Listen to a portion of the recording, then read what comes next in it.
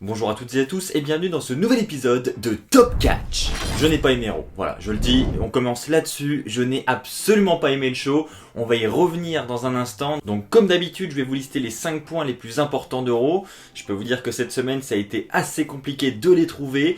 En même temps, honnêtement, je m'y attendais un petit peu parce que on est à un Raw de lendemain de pay-per-view, on est censé lancer de nouvelles rivalités, mais on peut pas en lancer. Pourquoi ? Parce qu'on a la draft qui aura lieu vendredi à SmackDown, et vu que la WWE veut commencer la draft du côté de SmackDown, et ben on a un épisode entre les deux où on se doute qu'il va se passer pas grand chose puisque on est en attente de savoir qui sera où, et donc je pense que les rivalités se lanceront à partir de la semaine prochaine. Donc les craintes, je les avais et on les a bien eues, je pense. Dites-moi dans les commentaires si vous êtes d'accord avec moi pour dire que le Raw de cette nuit a été quand même assez catastrophique. Ah oui les amis, j'ai oublié de vous en parler, là je suis en train de faire le montage, je me rends compte que j'ai oublié de parler de quelque chose de très important, donc je vais rajouter ça au montage. C'est le fait que Rollins et Bray Wyatt ne soient pas présents durant le show. C'est quand même un point ultra important et j'en ai pas parlé. Je trouve ça vraiment inacceptable parce que je pense que vous, tout comme moi, c'était l'attente qu'on avait de ce Raw, c'était d'en savoir plus sur cette fin qui était vraiment horrible à Hell in a Cell. Et donc on a envie d'en découvrir plus et de savoir c'était quoi la suite. Est-ce que Bray Wyatt allait avoir une autre opportunité? On avait envie de voir Rollins s'expliquer du côté de Raw. Et puis non, les officiels ont décidé de ne pas faire apparaître ni Rollins ni Bray Wyatt. Peut-être que c'est suite aux réactions qu'on a eues à Hell in a Cell, puisque après le show, Rollins s'est vraiment fait siffler durant tout le match aussi. Donc ils ont peut-être voulu protéger Rollins et ont préféré ne pas le faire apparaître. Je ne vois que ça. Donc il va falloir attendre soit SmackDown vendredi, soit Raw la semaine prochaine pour la draft, pour revoir Rollins et Wyatt. Et je pense qu'ils vont en profiter d'avoir la draft pour séparer les deux. Enfin, je vois vraiment que ça. Sinon, je pense qu'ils auraient vraiment fait apparaître Rollins ou Wyatt durant le show de ce soir. Mais tout comme moi, je pense que vous êtes tous très déçus de ne pas en savoir plus sur cette rivalité. Je voudrais quand même parler rapidement, puisqu'il n'est pas dans mes 5 points les plus importants, de Aleister Black, qui a fait son retour à la télévision durant Raw cette nuit. Donc ça, c'est un très bon point, là-dessus rien à dire.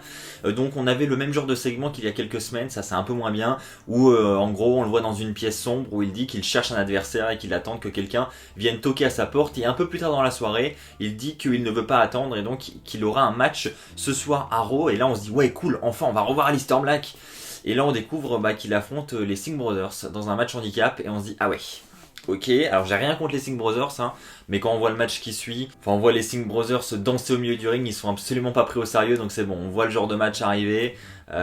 Donc c'était clairement pas intéressant et c'est vraiment dommage.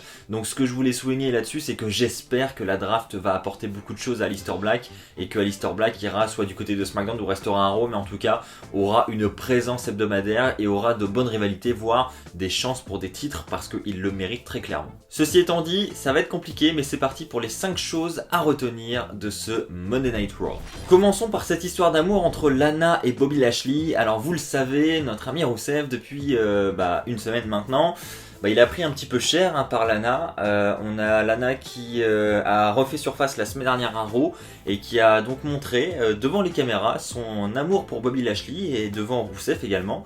Et donc on a Lana et Bobby Lashley qui se sont embrassés, on peut dire langoureusement, la semaine dernière devant les caméras. Et Rusev qui était là à regarder et se dire ah ouais, il est en train d'emballer ma femme, ok. Et donc c'était très bizarre comme segment et c'est d'autant plus bizarre cette semaine, il continue cette storyline, Raw commence là-dessus. D'ailleurs, vu que ça commence là-dessus, pas de pyro, voilà, les pyros on les aura vus une fois, donc j'espère que c'est juste parce que l'action a commencé direct et que voilà, c'est juste une excuse quoi.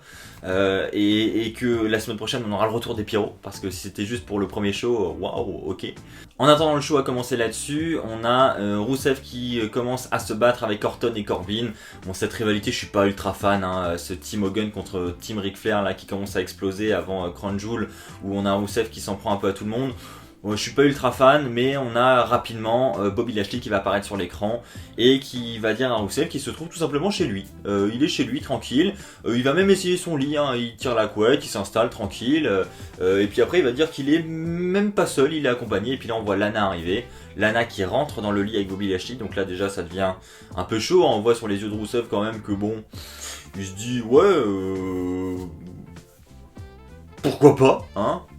Je sais pas trop ce qui se passe dans la tête de Rousseff, mais on voit quand même qu'il a un petit sourire en coin. Je sais pas si vous avez remarqué, mais ça se voit qu'il prend pas ça au sérieux, quoi. Je trouve que, voilà, Rousseff, il joue mal le mec jaloux. Je le trouve pas très très bon dans ce rôle. Je sais pas, j'ai toujours un petit sourire là qui me dérange.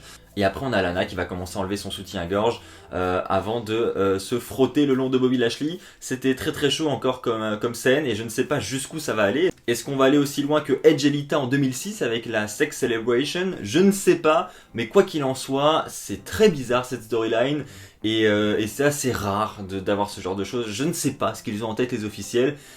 Mais c'est très curieux. Je ne dirais pas que c'est bien ce qu'on voit, mais je suis curieux de voir la suite et de voir où ça va nous mener. Généralement, les histoires d'amour, c'est pas ultra excellent hein, à la WWE, ça devient vite ennuyant. Donc, à voir. Lacey Evans contre Natalya, chapitre 48.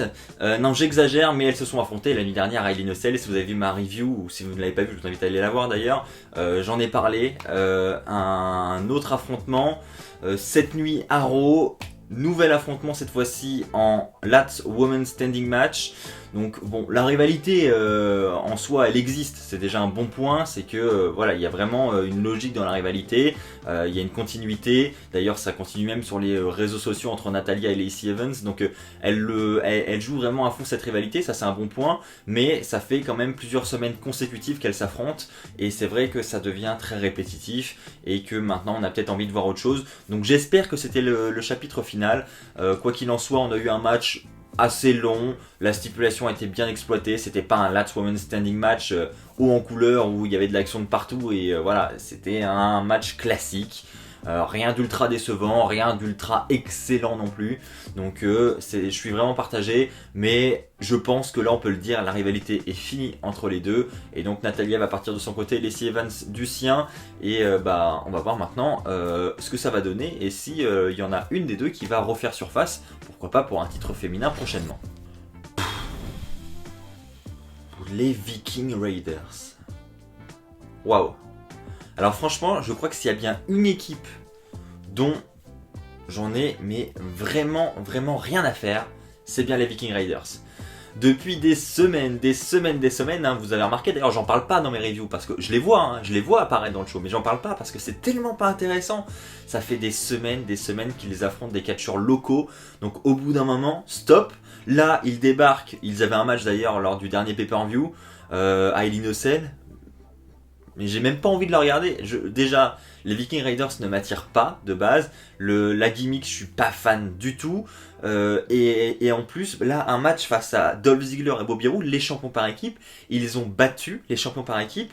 Et on apprend qu'ils vont avoir une chance pour les titres par équipe la semaine prochaine. Mais s'il vous plaît, non, ne leur donnez pas les titres, j'espère. Enfin, je suis peut-être dur avec eux parce qu'il y en a peut-être qui les apprécient, mais je sais pas, je les trouve ultra ennuyants.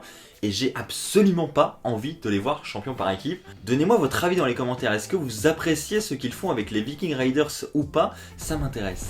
Passons maintenant du côté des titres féminins, puisqu'on avait un gros match quand même d'organiser cette nuit à Raw. On avait premièrement un Miss TV qui était organisé avec comme invité Becky Lynch et Charlotte Flair, donc les deux sont invités.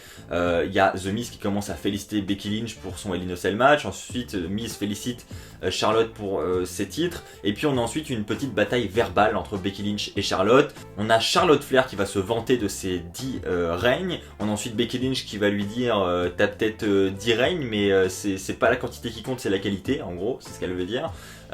Et puis Charlotte va lui dire peu importe, j'en ai eu 10. Voilà, le nombre est là.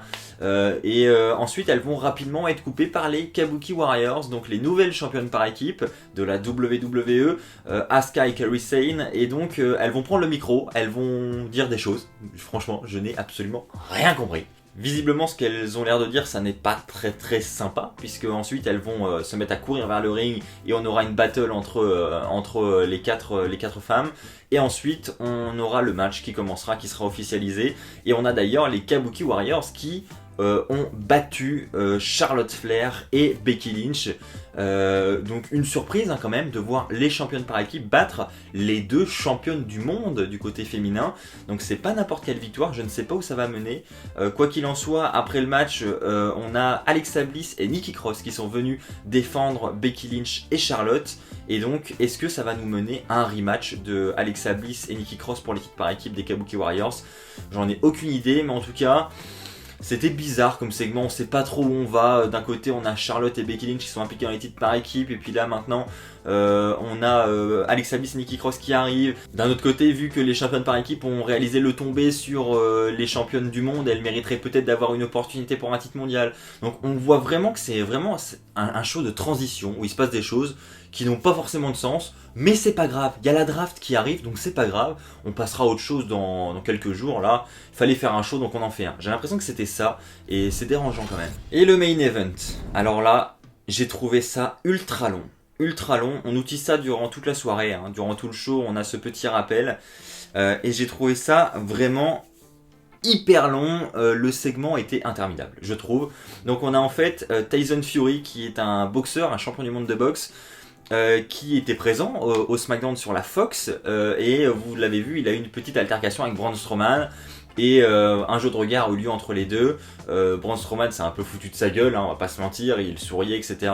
Ça ne lui a pas vraiment plu, et donc Tyson Fury était présent à Raw et demandait des excuses de Braun Strowman. Donc le main event c'est ça, c'est Jerry Lawler qui nous demande d'accueillir Tyson, donc il arrive, et puis il dit qu'il veut des excuses de Braun Strowman, et on a la musique de Braun Strowman qui arrive, Braun Strowman qui monte sur le ring, mais clairement il veut régler ses comptes avec Tyson, et donc on a les deux qui vont commencer à se chauffer, et puis on va en venir rapidement aux mains, et puis on avait la sécurité qui était autour, donc la sécurité va ensuite monter pour les séparer, et là on a un segment de combien, 5-6 minutes où on voit exactement la même chose. C'est soit les officiels qui sont là pour les écarter, soit c'est les superstars qui arrivent pour les écarter, et en gros on a ils essayent de se bastonner, mais franchement j'ai trouvé ça vraiment ridicule, j'ai pas du tout aimé.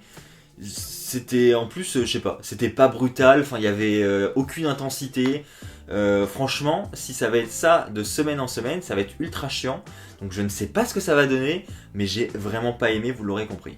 N'hésitez pas vous aussi à me donner votre avis. Est-ce que vous avez apprécié cette fin de show, ce main event, ou est-ce que comme moi vous avez trouvé ça ennuyant et que ça vous fait un petit peu peur pour la suite? Voilà, c'est ainsi que s'achève cette vidéo. J'espère qu'elle vous aura plu. Si c'est le cas, comme d'habitude, je vous invite à lâcher un pouce bleu. Je vous invite également à vous abonner et à activer la petite cloche pour ne pas rater les futures vidéos qui sortiront sur la chaîne. On se retrouve très très vite pour de nouvelles vidéos, et donc dès demain probablement pour un WWE News. D'ici là, portez-vous bien, et comme d'habitude, n'oubliez pas, soyez toujours très très fiers d'être fan de catch. Allez, bye tout le monde!